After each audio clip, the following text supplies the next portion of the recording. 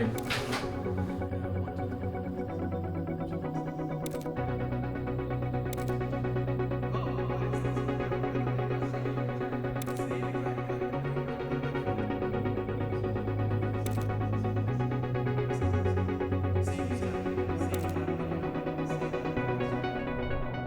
We're excited to announce.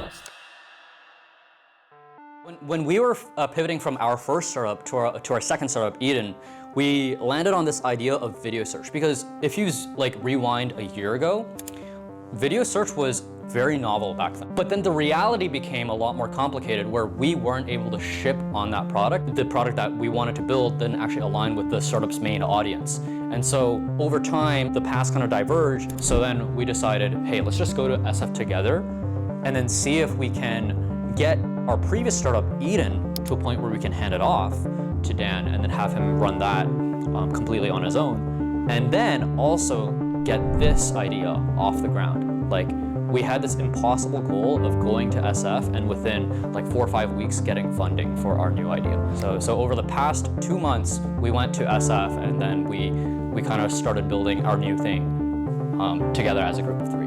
We met Jason at an event, and then he pitched to us about starting a YouTube channel. This was a year ago. Yeah. And Jason offered to build a YouTube channel for us. We were kind of just like, wait, this is maybe our first opportunity to have some distribution that like we sort of own, like in our YouTube channel, the form of like our names out there in the public. I had never done a YouTube channel, Ari's never done a YouTube channel, and we saw literally with the first video, I remember like we did a watch party in here with like everyone present. And then Jason put on the first YouTube video that he made, and then we were just like, oh my god, this is so good.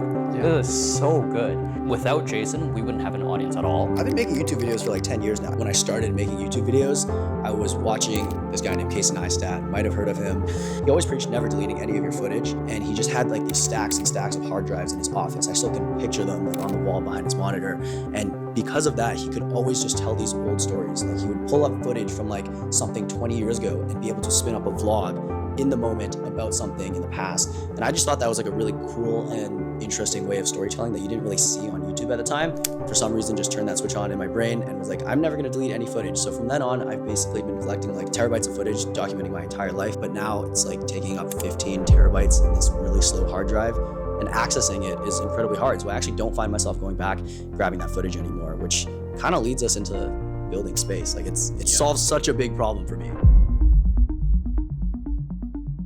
So the reason why space exists in the first place and why we decided to go after it is actually because we were solving our own problem. We kind of started with this hypothesis: would it be possible to edit off of the cloud directly without using any of your computer's storage space and without waiting for downloads? Space gives every computer infinite storage. What that means is, once you install Space, you never have to worry about how much disk space you have on your computer itself.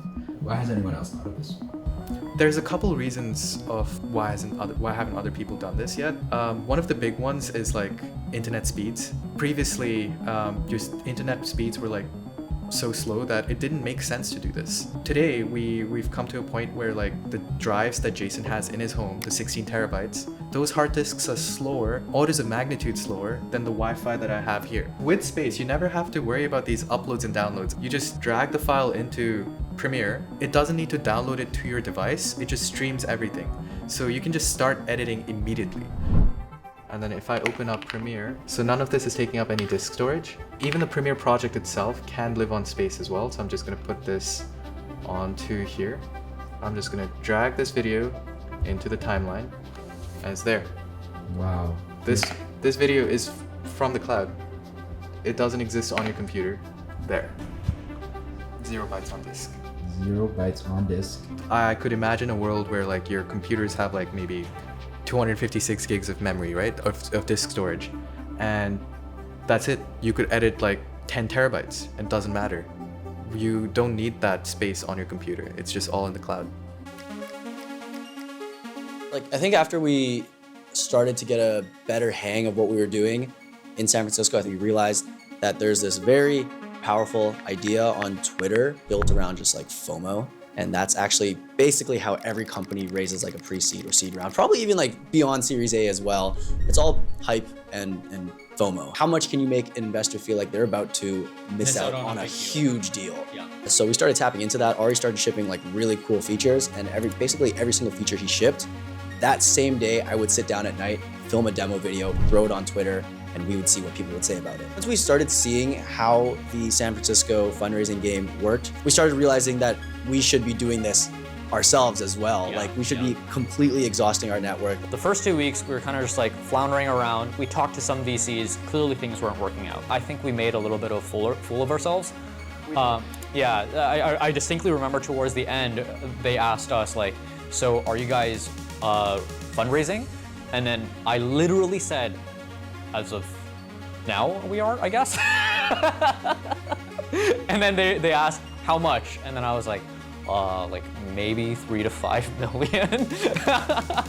And we did that so many times. It was like we would go, it would go terribly, we'd regroup. What happened? How can we do it better? Yeah. We also had to figure out a way to line up more investor meetings. One thing that really helped there was meeting our friend Jay. Jay had previously raised for his startup, and then he kind of talked to us, vetted us for a little bit, and then he thought we were promising. So then he started introing us to a bunch of the investors that he talked to. First day of the 4th week, I met with Jonathan Lai from A16Z. In that first meeting, that was when I first had a meeting that I thought, oh, I think this one went well. As soon as we had some interest from them, I started letting other investors know, by the way, we have these guys who are potentially interested. That day, we also had the YC interview, and then right after that, the call with Golden Ventures, and that was the call with Amit. Amit, that on the day of, decided, hey, I'm going to rearrange my schedule for the next day to meet with you guys again, even though my team might get mad at me. And then when we saw that, we were like, oh, this is what it looks like when an investor actually is interested.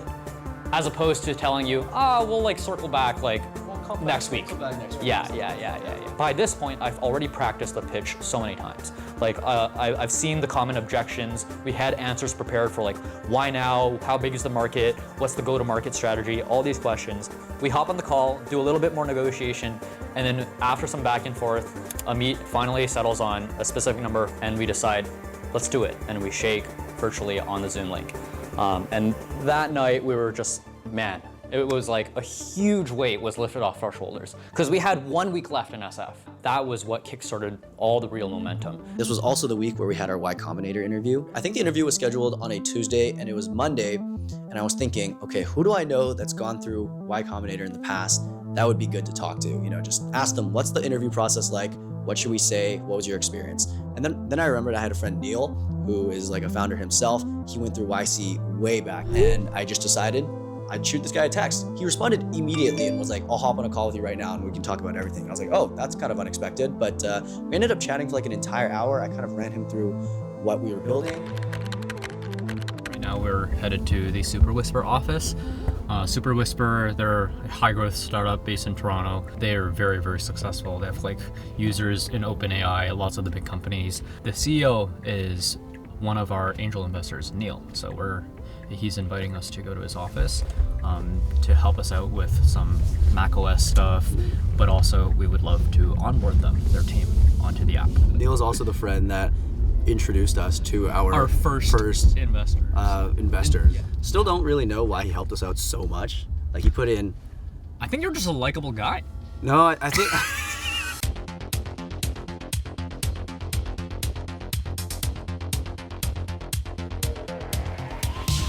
Cool thing is like a couple months ago when we were super early, Neil wanted to be onboarded. I showed him the product and it just did not work. Like nothing worked. This was like 3 months ago, right after we came back from San Francisco.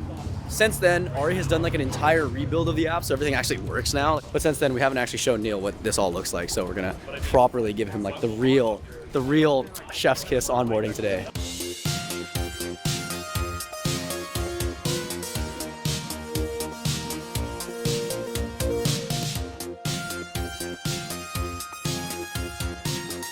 So Matt's on a user call with a user, and Neil is onboarding his Mini right now. So we have 2 simultaneous user calls happening, technically.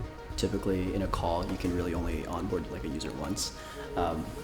because they only have one machine, but Neil has like a special case where he wants to share files between himself across 2 machines. So we kind of want to see him actually do that now. We've tested this a ton, but like, it's always different when someone else does it.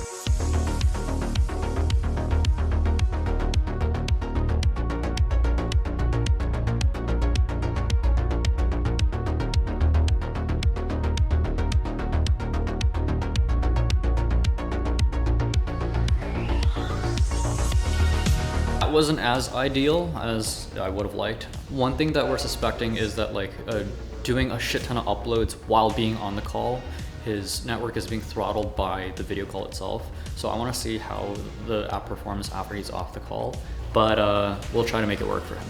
We appreciate you helping us test. Yeah. Thank you so much. It's good seeing you again. Yes, sir.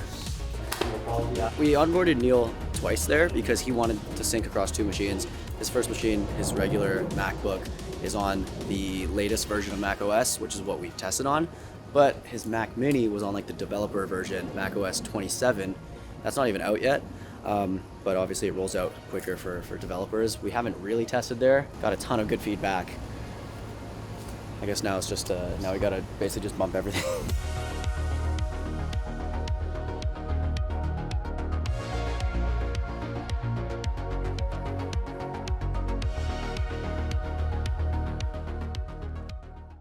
To some people who are like, Jason. Yo, what's up? How's it going, man? How's it Good, going? bro. I'm Good to chilling, see I'm you. chilling. Just come in. Appreciate it. Welcome to the studio/office/apartment. This is like everything. I spend 24/7 in here. Okay, so I just got off the phone with Matt because I was mid onboarding one of our users who was super eager to get on the product. And mid onboarding, I noticed that there was a change in the onboarding flow, and that only could mean one thing, that Matt had pushed something right then and there because it didn't happen in the onboarding call like an hour previous. So that kind of made me a little scared. I was like, oh man, there's been some changes to the onboarding. I haven't seen this. This is my first time seeing these changes. So I ended up calling Matt right away. I'd be like, yo, what did you end up shipping? The learning lesson for us as a team is maybe we need to rigorously test things a little bit more before shipping to prod. But also, again, back to like the notion of like taking care of your users. It's okay if things go wrong. It's all a matter of how you handle it. I think we handled that pretty well. He actually just texted me saying the workflow and the problem that he wanted to solve works, but he does want the Windows version. So it seemed to work for his workflow, and it solves the problem that he was trying to solve. So I guess that's the most important thing. This is this is corny to say, like full circle moment, but I think if you just like do what you want to do in life and like chase your interest, everything kind of feels like a full circle moment. I was talking to one of my friends a couple weeks ago, and once I told him the product and how long we've been building it, what it looks like, I demoed it to him. His words were just, of course a YouTuber would build this, because like who else would build this? Like of course it's a YouTuber. This is such a big problem, especially with like video. It's like I'm filming here, we're filming here. Like there's probably so much data being created right now, and I know that none of it is going to be able to fit on this machine. So of course we need like infinite space. We're excited to announce that we're building a new startup, Space, and we raised a $2.4 million pre-seed from A16Z Speedrun with participation from Golden Ventures and Northside Ventures. we're super excited to be back on the channel. By the time you guys see this, we're in SF. It's going to be an intense period. We'll be in the speedrun program by the time that you're watching this. And for those of you who are either running low on space or you want to increase the amount of space on your computer, we have a great welcome offer. Space is now open to the public. Link in description. Please sign up for the app. Let us know your feedback. We're really, really excited to be on this journey. Go download it, go break it. Email us. We're looking forward to hearing from you. And Things might break. join us along for the journey again. Yeah. Excited. We're super, super excited. This time around, I think we're building something really special here.